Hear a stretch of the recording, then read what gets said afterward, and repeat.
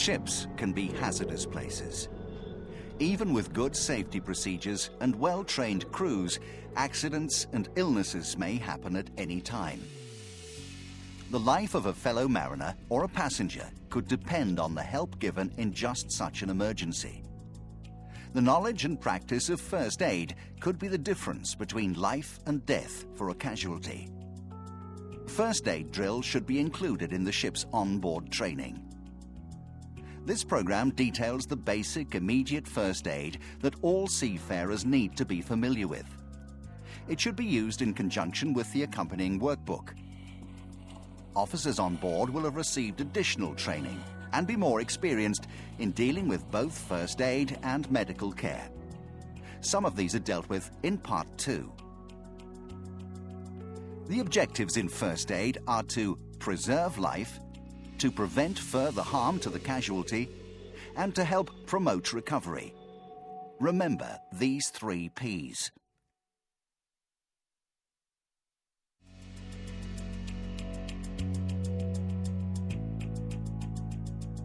The first few minutes after discovering a casualty are crucial.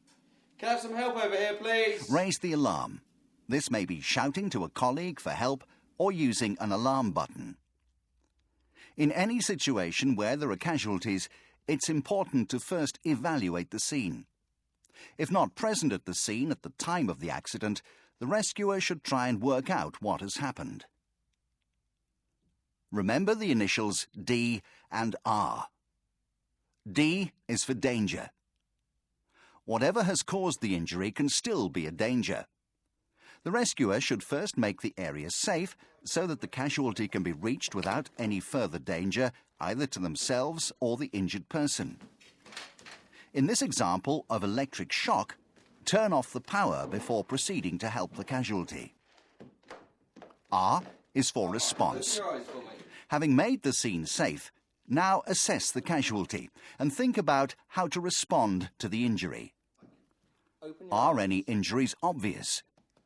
Can any body fluids be seen? Is the casualty able to describe what happened?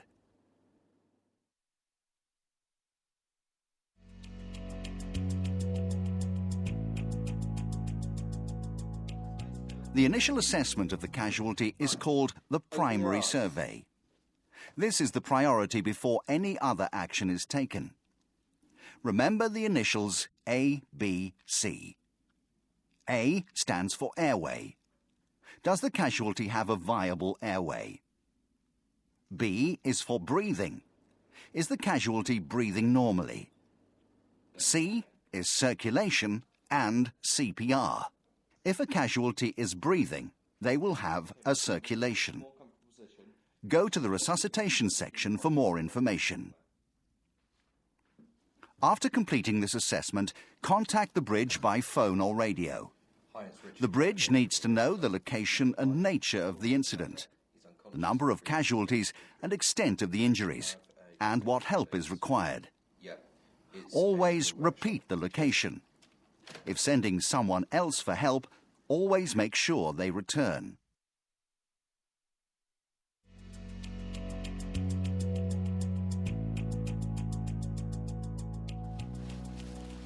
Dealing with the aftermath involves cleaning up body fluid spills safely, completing accident reports, and restocking first aid kits. First aid kits will be available on board in various locations. There will also be additional equipment available in the hospital, such as splints and stretchers. The first aid kit will contain wound dressings in various sizes and triangular bandages. These can be used in a number of different ways to aid a casualty. More detail on first aid kits and their contents, as well as other equipment, is given in the accompanying workbook. As well as dealing with practical issues, consideration may need to be given to emotional needs. If a serious incident has occurred, it can be traumatic for all involved. In this section, you should have become familiar with the objectives of first aid. Remember the 3 Ps: preserve life, prevent further harm, promote recovery. You have learned to assess the situation before taking action. What has happened? Is it safe for you, for the casualty, for others? What injuries can you see? If there is any part of this section you do not understand, please revisit the relevant information, and when you're confident you understand, move to the next section. More information can be found in the accompanying workbook.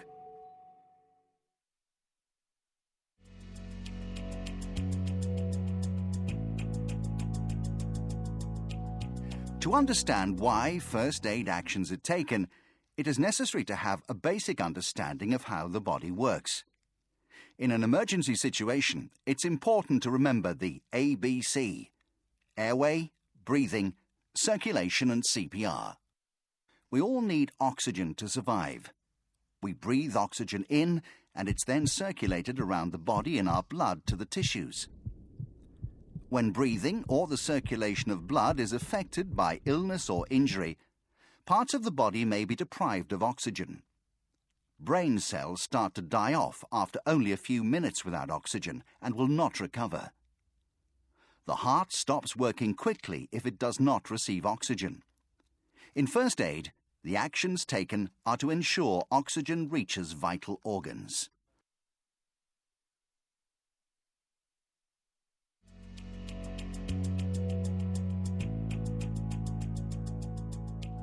Cardiopulmonary resuscitation, CPR, or basic life support, is a technique that attempts to continue to provide oxygen to the brain. It also provides oxygen to the heart in cases of cardiac arrest, which is when the heart has stopped beating. The survival of the casualty may depend on the early commencement of CPR. In the majority of cases of cardiac arrest, the casualty has collapsed suddenly and still has oxygen in their blood. The priority is to circulate this oxygen by commencing compressions as soon as possible. Use the initials DRABC. D is for danger. First, make sure that you and the casualty and any bystanders are safe. Shout at the casualty as you approach them and see if they respond. They should be told to stay still. R is for response. If there is no response to shouting, you should kneel by the casualty and place a hand on their forehead to stop their head from moving. Shout again at the casualty while gently tapping and shaking their shoulders. If there is still no response, turn the casualty onto their back if they're not already in that position. At this point, if you have not already done so, you should ensure help is on its way. A is for airway. You need to make sure that the casualty has an open airway. Keeping your hand on their forehead, gently tilt the head back. Place your fingertips under the chin and lift the chin up. This action opens the airway by moving the tongue away from the airway entrance. B is for breathing. Keep the chin supported, then check for breathing. With your head next to the face of the casualty, keep the chin supported and look, listen and feel for evidence of normal breathing for no longer than 10 seconds. Can you feel breath on your cheek? Can you see the chest rise and fall? Can you hear any sounds? Do not confuse irregular, noisy gasps with normal breathing. If you think that breathing is not normal, act as if it is not, and continue with resuscitation.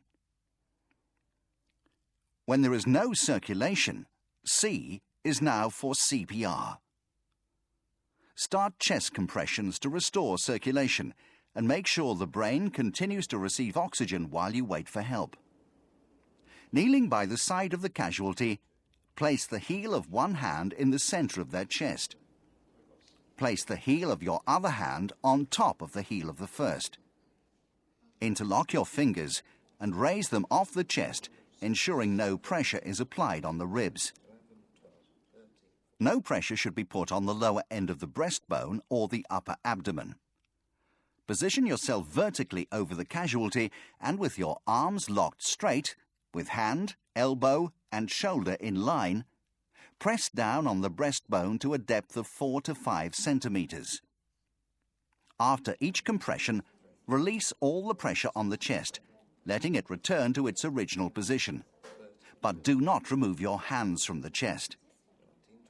Repeat this at a rate of 100 per minute. Compression and release should take an equal amount of time.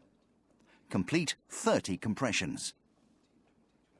Then, after 30 compressions, open the airway using the head, tilt, chin lift method.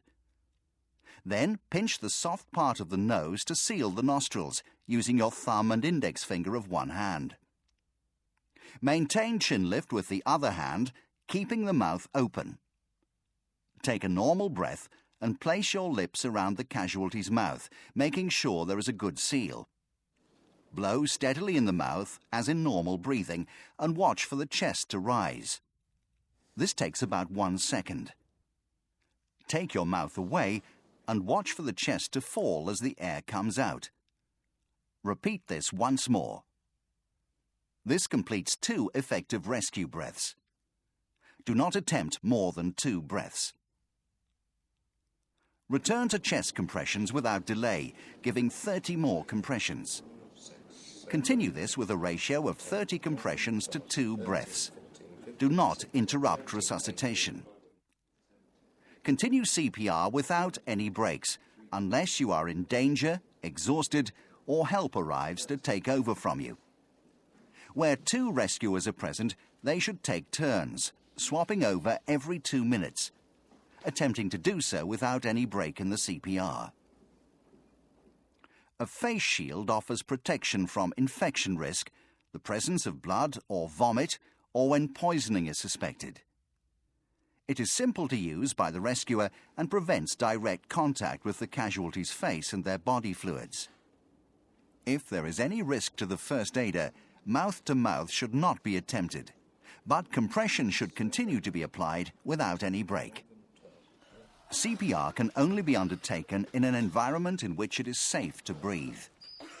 A casualty may need to be moved to a safe environment before CPR can commence, for example, from an enclosed space.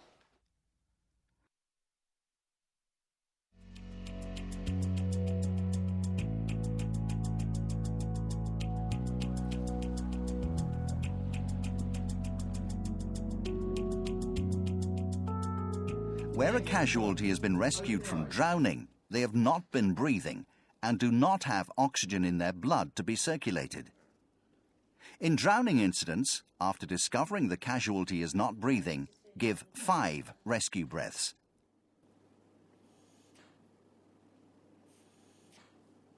Then continue with compressions and ventilations at a ratio of 30 to 2.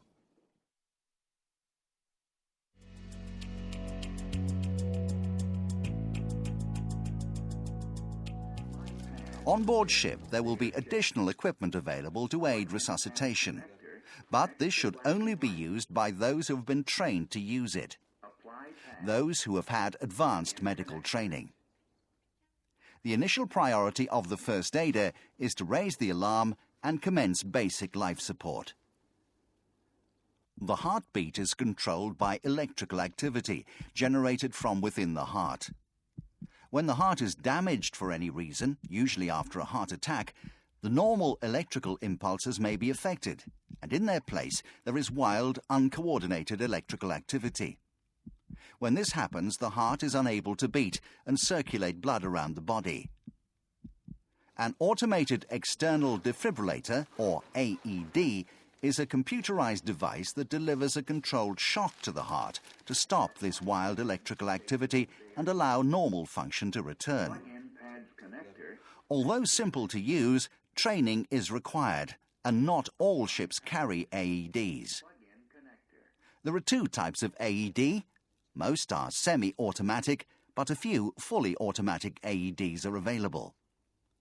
All AEDs analyze the casualty's rhythm, determine the need for a shock, and then deliver the shock. The chance of success is time critical, and success declines by more than 10% with each minute that passes. Start CPR without delay. When the AED arrives, switch on the defibrillator and attach the electrode pads to the chest, following the voice prompts. If 2 rescuers are present, CPR should be continued while the AED is being set up. Make sure that nobody touches the casualty while the AED is analysing the heart rhythm. Okay, stand clear. Do not touch the If a shock is advised, the equipment will warn you to stand clear of the casualty. Instruct everyone in the area to stand clear. Then push the shock button when directed. Continue to follow the voice prompts. No shock advised. If no shock is indicated, immediately resume CPR, using a ratio of 30 compressions to 2 rescue breaths. Continue to follow the voice prompts. In this section, you should have become familiar with the basic techniques of resuscitation. You will have learned to use the initials D, R, A, B, C.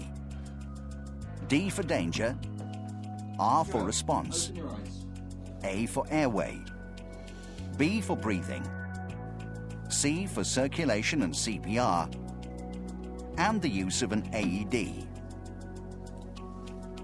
If there is any part of this section you do not understand, please revisit the relevant information, and when you're confident you understand, move to the next section. More information can be found in the accompanying workbook.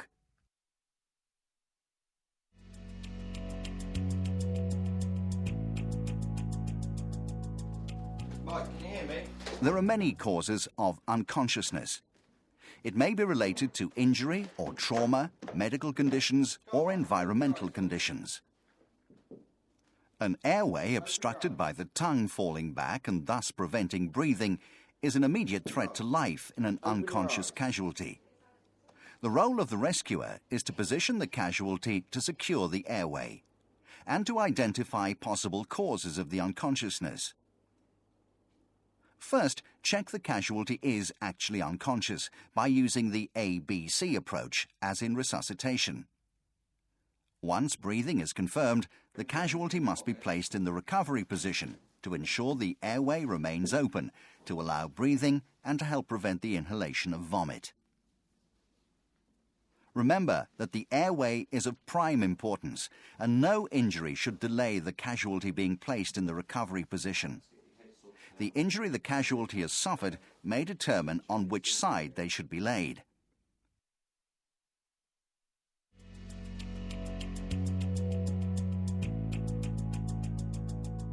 To place the casualty in the recovery position, kneel by the casualty and straighten both their legs.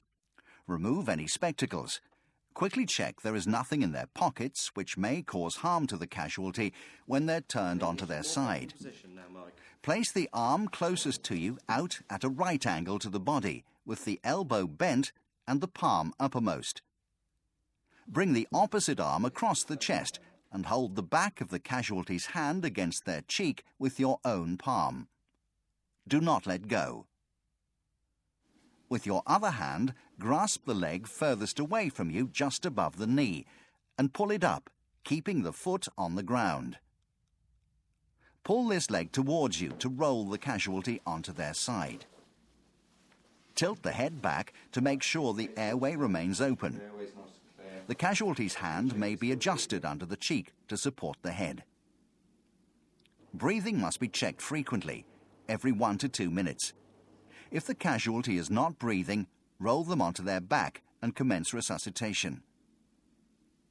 If the casualty has to be kept in the recovery position for more than 30 minutes, turn them to the opposite side to relieve pressure on the lower arm. Remember the 3 Ps: to preserve life, to prevent further harm, and to promote recovery.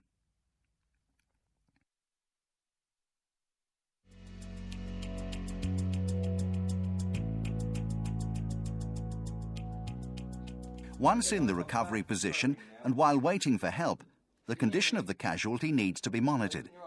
This will include assessment of the level of consciousness, pupil reactions, breathing, pulse, and skin. You will also be trying to discover why the casualty is unconscious. To assess the level of consciousness, use AVPU.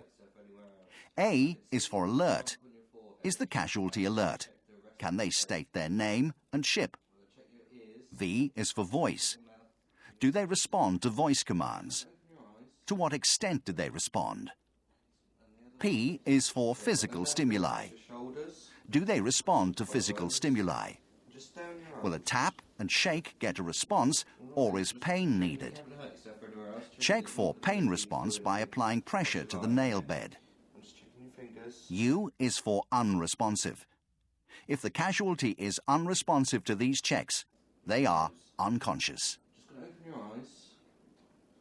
Pupil size and reactions can indicate a problem within the brain itself. Test each eye in turn. Are the pupils the same size? Do they constrict when a light is shone in the eye? Normal response is immediate. How quickly do they respond? If pupils are not equal in size and do not both respond immediately to light, this needs to be reported at once to the person in charge of medical care. Feel for the pulse in the neck. It is found at the side of the voice box. The pulse may also be taken at the wrist. How many beats per minute? Is it strong or weak? Is it regular or irregular? Excellent. Mark, can you hear me? Every 1 to 2 minutes, check to ensure the casualty is still breathing. Is the breathing noisy? Fast or slow? How many breaths per minute? Is the chest moving evenly? Skin can be a good indicator of the casualty's condition. What colour is it? Pale skin indicates shock. Blue-tinged skin indicates a severe lack of oxygen. Is it hot or cold? Is it wet or dry? Are any marks or wounds visible?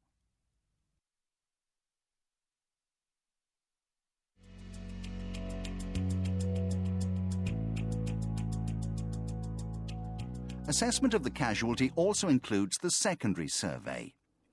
This is sometimes called the head-to-toe survey. The casualty is checked over, with the rescuer looking and feeling for evidence of injury. Also check in the pockets for additional clues like medicines.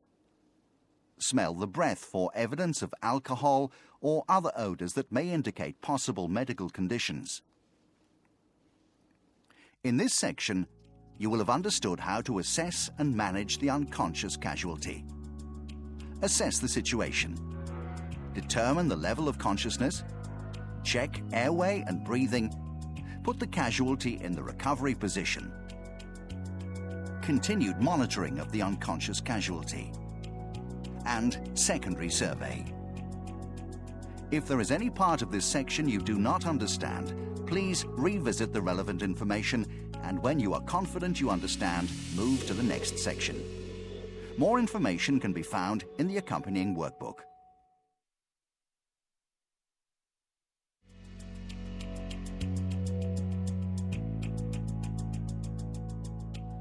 One threat to the supply of oxygen to the brain is choking, which commonly occurs when eating. Foreign bodies may partially or wholly block the airway. The first signs are that the person will have difficulty breathing and speaking. They may also point to their throat. Ask the casualty, "Are you choking?" If they answer yes and are able to speak, cough and breathe, encourage them to continue coughing but do nothing else. If the casualty is unable to speak or unable to breathe but is still conscious, attempt to dislodge the foreign body. Standing beside the casualty, lean them forward, supporting them with an arm. Give up to 5 sharp blows between the shoulder blades with the heel of the other hand. Check after each blow to see if the object has dislodged. If this does not relieve the situation, the next technique to try is the abdominal thrust. Stand behind the casualty and lean them forward, putting both arms around the upper part of their abdomen. Clench a fist and place it midway between the belly button and the bottom end of the breastbone. Grasp this hand with the other and pull sharply upwards and inwards. Repeat up to 5 times, checking after each thrust to see if the object has dislodged. If this does not work, continue to attempt to relieve the obstruction, alternating 5 blows to the back with 5 abdominal thrusts. If this still does not work and the casualty becomes unconscious, support them carefully to the ground and call for help. Begin CPR. Abdominal thrusts may cause serious internal injury. Therefore, radiomedical advice should be sought after the procedure has been carried out. In this section, you've seen how to help when somebody is choking. Attempt to dislodge the foreign body by giving 5 sharp blows to the back, doing abdominal thrusts, and providing aftercare. If there is any part of this section you do not understand, please revisit the relevant information, and when you are confident you understand, move to the next section. More information can be found in the accompanying workbook.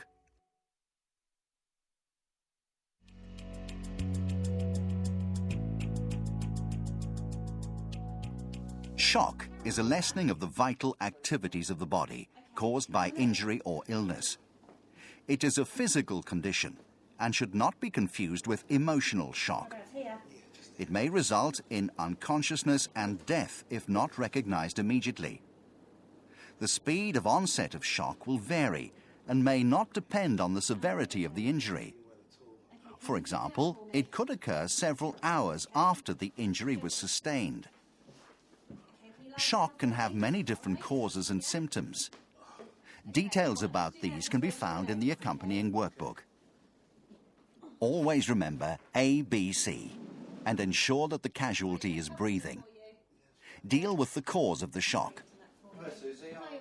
Lay the casualty down flat and raise their legs if the injury allows this. This helps blood flow to the core body organs. Loosen tight clothing at the neck and waist to aid breathing. Moisten their lips, but do not allow them to eat or drink. This is likely to cause vomiting, and the airway may then be endangered. Prevent heat loss by covering the casualty, and if possible, put something between them and the cold steel deck.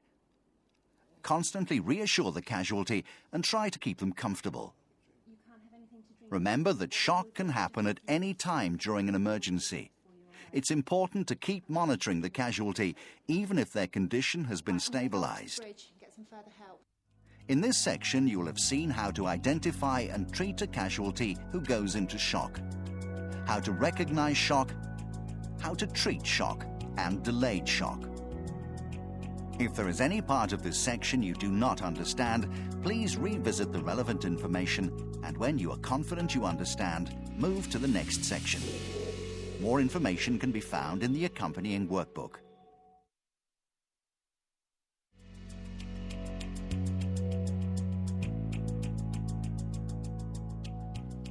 At sea, where medical help is not readily available, it is vital that all seafarers know how to stop potentially life-threatening bleeding.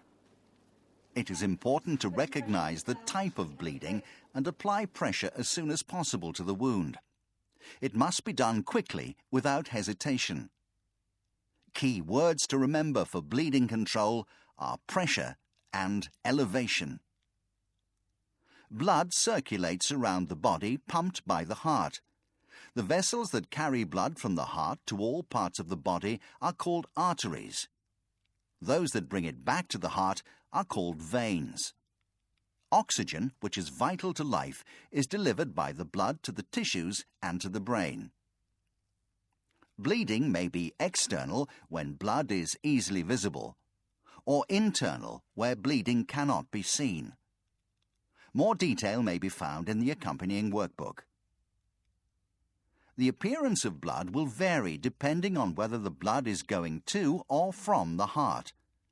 Arterial blood is being pumped from the heart and contains oxygen. It is bright red and spurting. Venous blood is on its way back to the heart, having delivered oxygen to the body. It is dark red and flows, gushes, or pools. Capillary blood, which is from the smallest of the blood vessels, oozes out.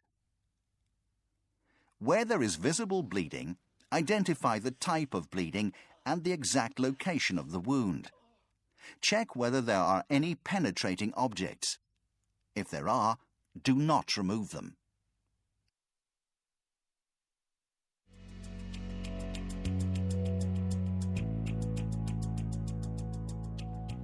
To control bleeding, two things are needed: pressure and elevation. Apply direct pressure to the wound. This needs to be firm and constant, using whatever is available. If a foreign body is present, pressure should be applied to the wound at the base of the penetrating object.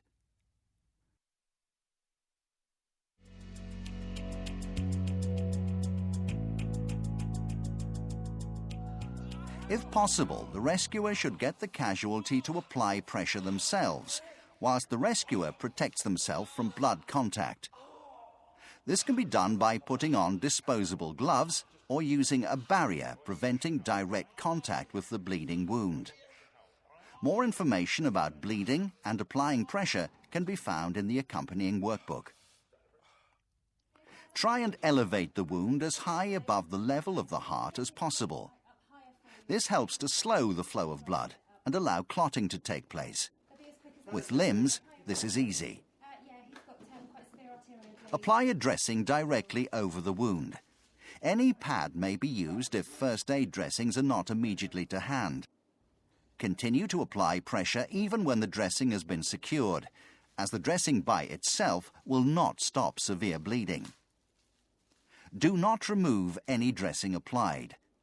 If blood soaks through, add another dressing on top.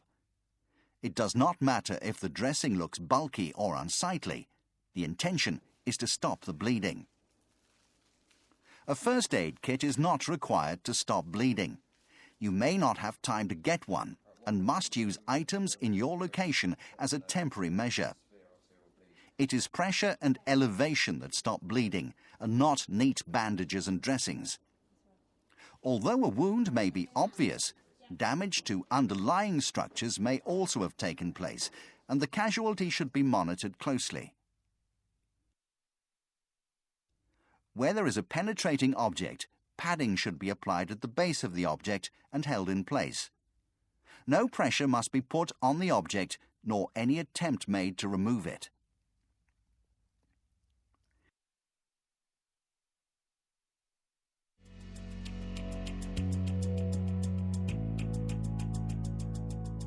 In an arterial bleed, direct pressure to the wound may not be sufficient to stop bleeding.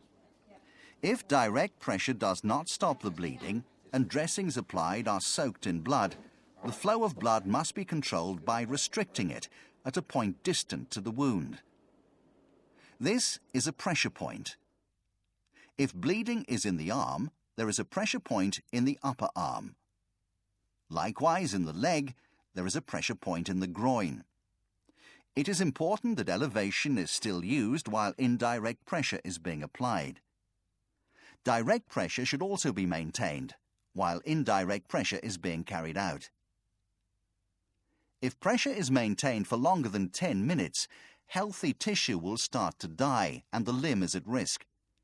At the end of 10 minutes, very slowly release the indirect pressure, maintaining pressure over the wound while continuing to keep the limb elevated. A tourniquet is a last resort to be used when bleeding cannot be controlled by direct or indirect pressure and blood loss has become life-threatening.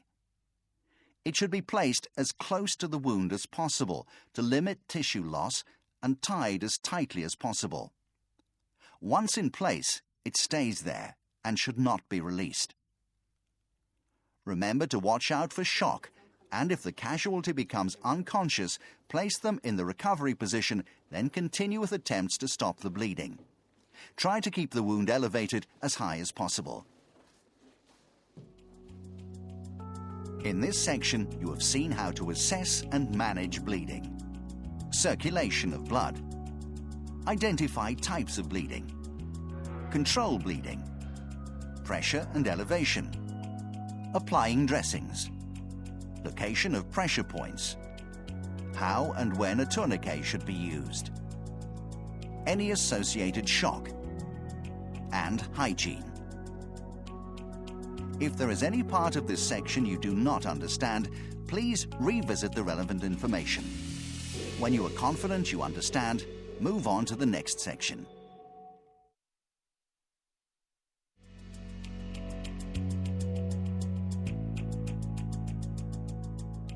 Burns may be caused by heat or cold.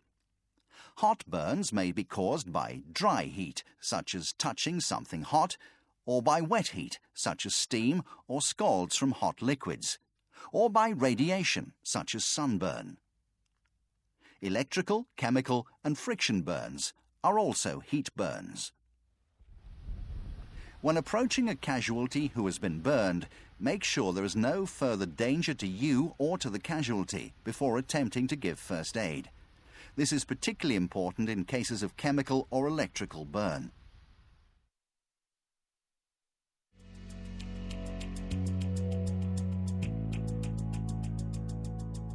The severity of a burn depends on both the depth and area of the skin that has been affected. A complex burn is one that needs special consideration because of where it is on the body. When smoke or hot air has been inhaled, the airway has been involved, and this is always potentially serious. The depth of a burn is described as superficial, partial, or deep. A superficial burn is red and tender with no blisters. A partial thickness burn is red and tender with the formation of blisters. Deep burns are the most serious category, involving most layers of the skin. These burns may appear white or charred, depending on the cause, and there may be no pain, as nerves have been destroyed. A further categorization is made by assessing the percentage of skin involved in relation to the whole body. The casualty's palm is used as a measuring template. It represents 1% of the body surface.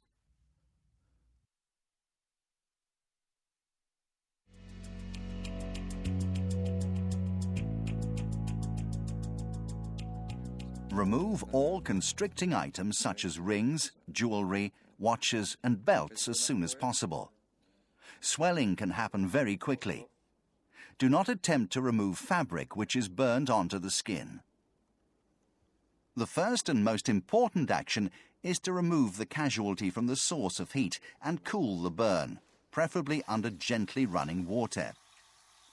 If a burn is immersed in water, the water will eventually heat up, so it will need to be changed frequently. Cooling should take place for a minimum of 10 minutes. Ice should never be used to cool a burn, as this causes further tissue damage. After cooling, apply a light, sterile, non-fluffy dressing. Cling film is useful as a temporary dressing. Do not burst blisters or apply creams or lotions. Cooling can continue if a special first aid burn dressing is used. Treat the casualty for shock. After the initial first aid, the burn will be assessed by the person in charge of medical care on board.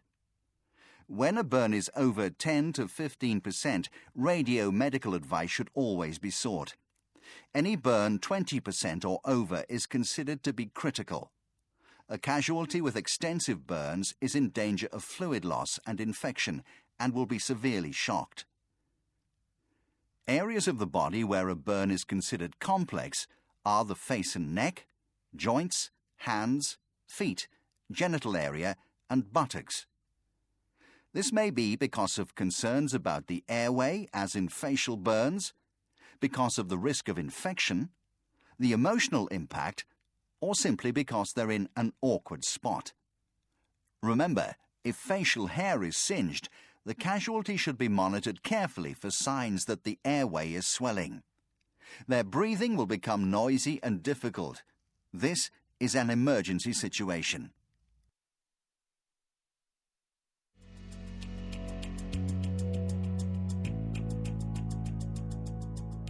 Cold burns can be caused by environmental conditions.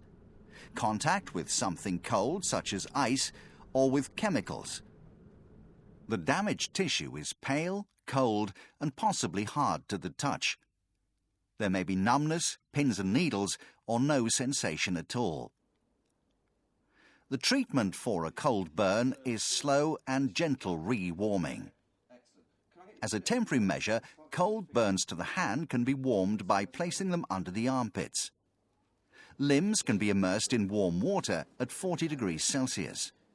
Never rub cold skin or use hot water bottles. Rings and other constricting items should be removed.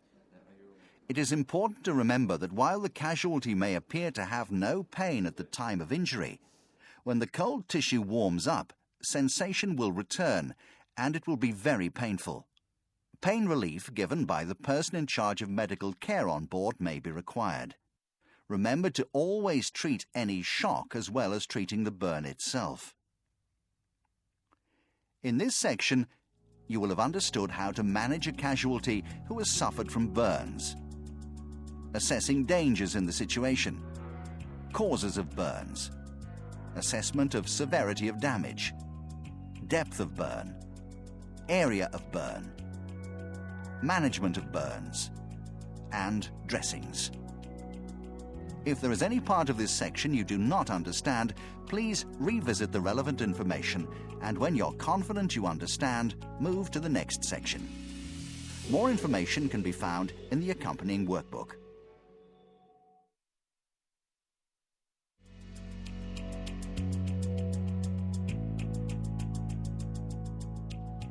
Unless the casualty is in immediate danger, they should not be moved initially, other than to place them in an appropriate position according to their injury or illness. Moving a casualty inappropriately may worsen bleeding, deepen shock, and potentially be life-threatening. Once the casualty is stable, it may be necessary to move them to a more convenient place on board ship. This takes careful planning. The person in charge of medical care on board ship will oversee any movement of the casualty, if deemed necessary.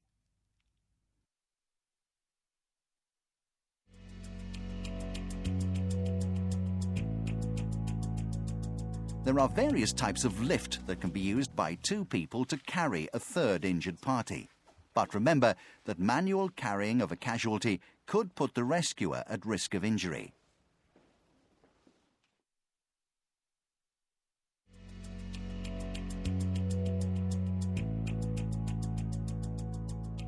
There are many types of stretcher for use on board ship. It is important to use them correctly for both the safety of the casualty and the rescuer. One of the most common is the Neil Robertson. It can be used to rescue a casualty in a vertical lift, as well as help with immobilization. The Paragard stretcher is a compact and versatile rescue stretcher, designed for a variety of emergencies. It is ideal for search and rescue operations and can be used to rescue casualties from confined spaces. Stretchers should only be used by the first aider if they have been trained to use them. In this section, you will have understood the factors to be taken into consideration before moving a casualty. General considerations: manual handling, stretchers. More information can be found in the accompanying workbook.